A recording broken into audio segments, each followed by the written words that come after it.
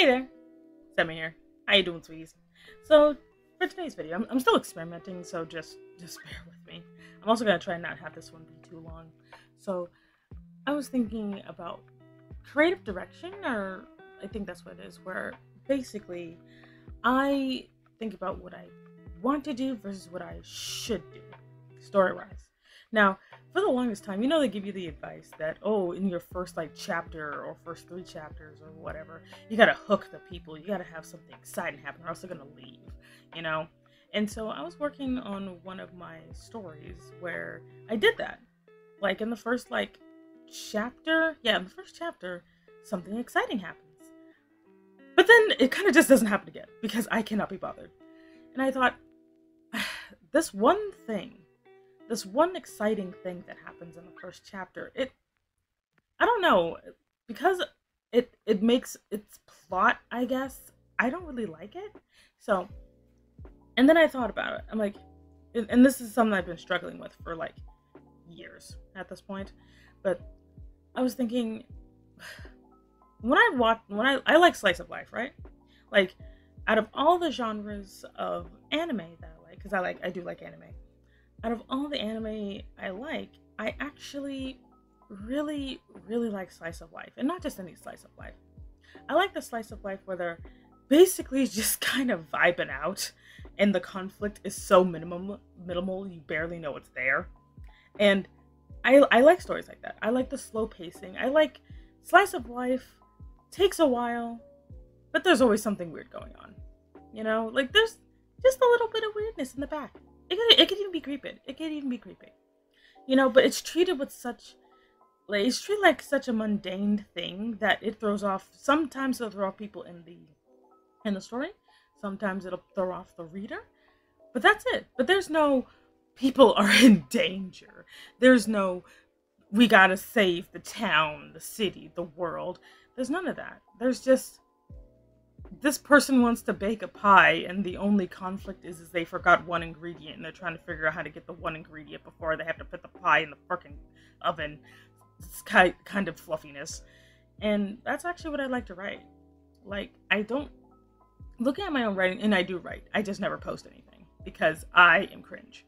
But yes, I know push past the cringe, but not everything I create needs to be online. Because a lot of my writing is just personal for me. But this is one of the few things that I do want to actually establish. So I was thinking about it, I was thinking about with this story, basically what happens is Harvest and this girl end up in a park and they get attacked by a monster.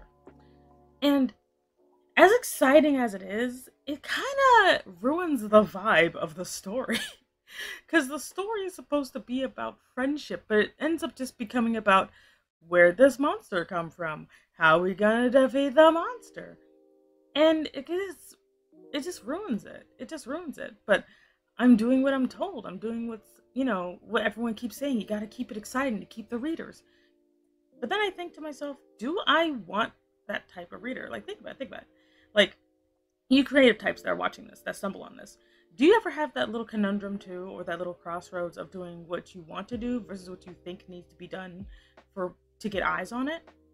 And I'm just I don't care. I thought long and hard about it yesterday.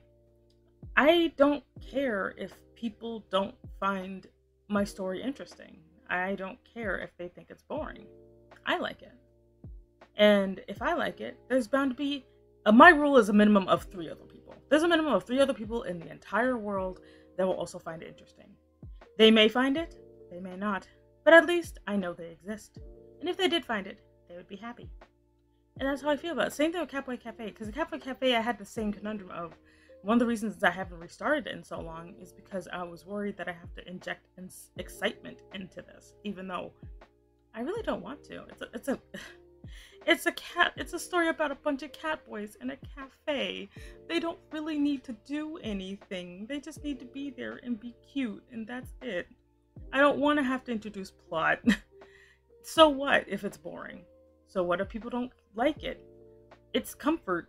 It's like all I want to do is bake bread. I just want to bake a simple loaf of bread. I don't want to make a wedding cake. You know, I don't want to make a wedding cake when I just want a cake. Or sorry, I don't want to make a wedding cake when I just want bread. You know? And that's kind of how I feel about it, where I just want to make something that I myself would find comforting, that if I stumbled upon this, I would actually really enjoy it.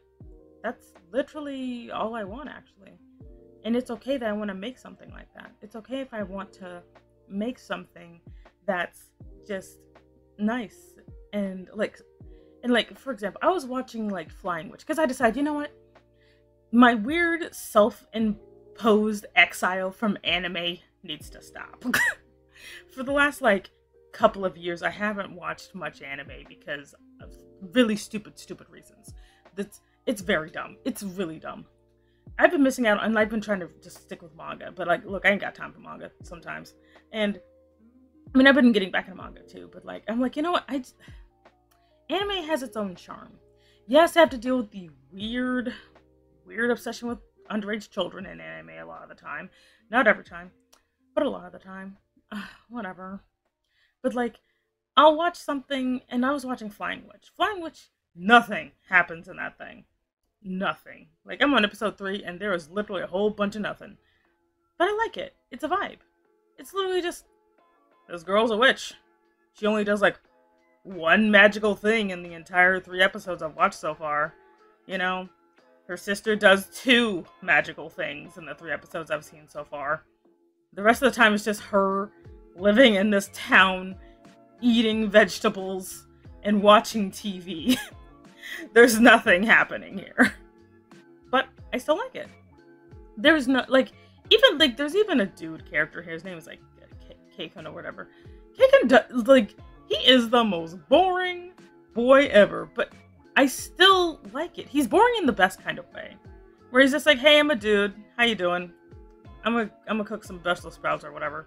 Want some? That's it. That's the epitome of his character.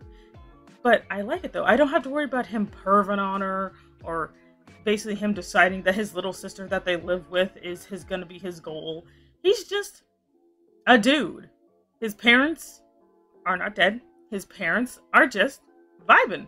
His dad and his sister be watching TV together. They be watching the Weather Channel. And yes, that sounds super boring, but like, it's a vibe for me. And I'm like, and I want to write stories like that. I want to write nice, slice of life, yet fantastical stories. I ain't doing no urban fantasy up in here where they gotta find out who was the person murdering all the cats. I don't want to do that. I don't want to do that. I just want to make a nice, vibey story where there is a mystery, but the mystery is something that's just kind of there. It doesn't need to be solved. You know? Because with me, especially when it comes to slice of life magic series shows, like magical slice of life is another genre I actually really love, where it's slice of life, it's just there's magic.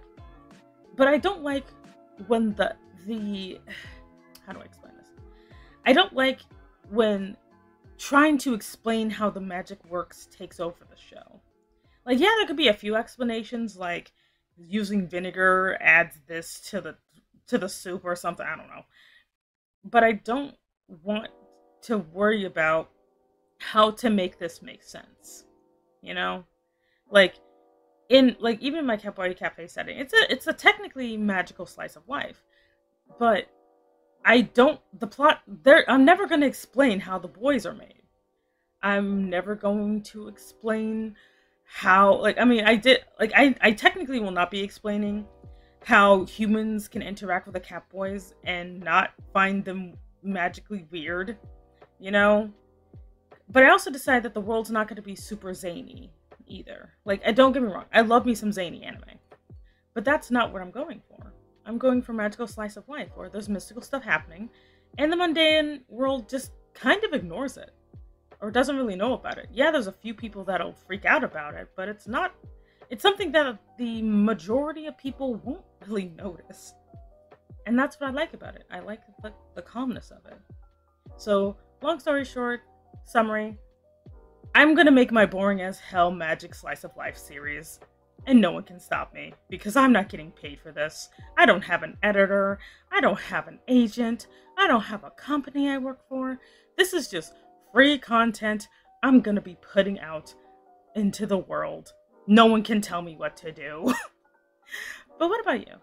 Like, do you ever have that situation? Or is there something you want to do that you think you have to do to be popular, but you really don't want to do it? Like, tell me about it in the comments. Let me know. Let me know what you're working on. Even if it's top secret. You could even just be like, I'm working on a super top something. I'm working on a super top secret project that no one knows about, but I've also been running into this problem. Tell me about it. I'm actually really interested to know. But that's pretty much it. Like, subscribe, do all the YouTube things. Link in the description. I don't know. I stream on Twitch. Yes. I never know how to end these things, but thank you very much for stopping by, and I do hope you have a wonderful day. Bye-bye. Bye-bye. Bye-bye.